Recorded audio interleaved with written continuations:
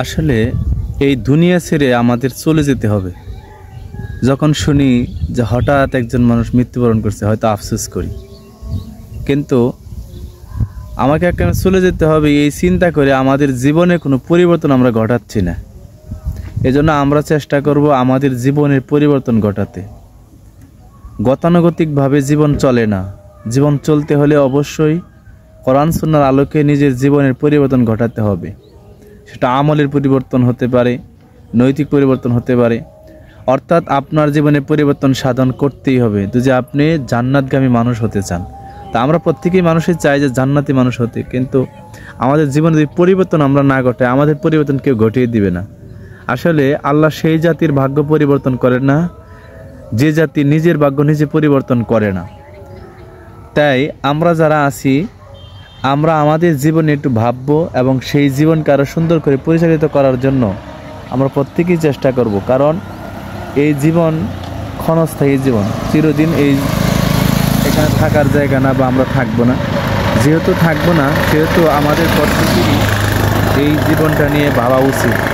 আর যার জন্য আমাদের প্রত্যেকেরই উচিত নিজের জীবন নিয়ে ভাবা, আর সে অনুযায়ী আমার আপনার জীবনকে পরিচালিত করা। এবং আমি কোন দিকে যাচ্ছি, আমার চিন্তা লক্ষ্য উদ্দেশ্য কী।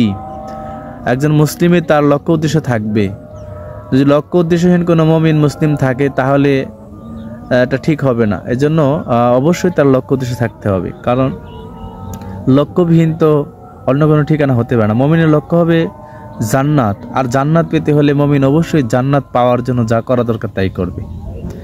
দুনিয়াতে যদি কারো বন্ধুত্ব করতে হয় কারোর সাথে, সেটা আল্লাহর সন্তুষ্টির জন্য এবং জান্নাত পাওয়ার জন্য।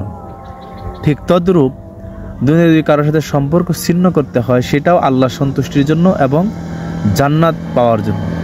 তাহলে আমরা এখান থেকে একটা জিনিস সুস্পষ্টভাবে বুঝতে পারলাম যে আমরা যা কিছুই করবো সেটা যেন আল্লাহর সন্তুষ্টির লক্ষ্যের উদ্দেশ্যে হয়। কারণ আল্লাহর সন্তুষ্টি ব্যতীত আমরা কখনো কি জান্নাতগামী হতে পারবো না।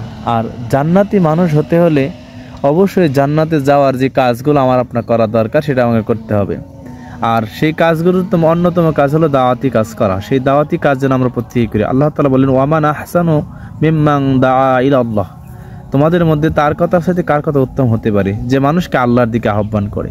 তা আমরা প্রত্যেকটি মানুষ আল্লাহর দিকে মানুষকে আহ্বান করব, কোরআন সুন্নাহর দিকে মানুষকে ধাবিত করব। বিশেষ করে সামনে নতুন বছর আসতেছে, কোরআন সুন্নাহর দিকে মানুষকে আমরা চেষ্টা করব দাওয়াতি কাজের মাধ্যমে কোরআন সুন্নাহর দিকে নিয়ে আসা। আল্লাহ রাব্বুল আলামিন আমাদের প্রত্যেকের এই ক্ষুদ্র প্রচেষ্টাগুলো যদি কবুল করেন, আর এই ক্ষুদ্র প্রচেষ্টাগুলো আমার আপনার জন্য জান্নাতে যাওয়ার পথ সহজ করে দিবে। আল্লাহ তাআলা আমাদের প্রত্যেকে সেই তৌফিক দান করুন এবং কোরআন সুন্নাহ অনুযায়ী নিজের জীবন গড়া এবং পরিচালনা করার তৌফিক দান করুন। আল্লাহুম্মা আমিন। আসসালামু আলাইকুম ওয়া রাহমাতুল্লাহি ওয়া বারাকাতুহু।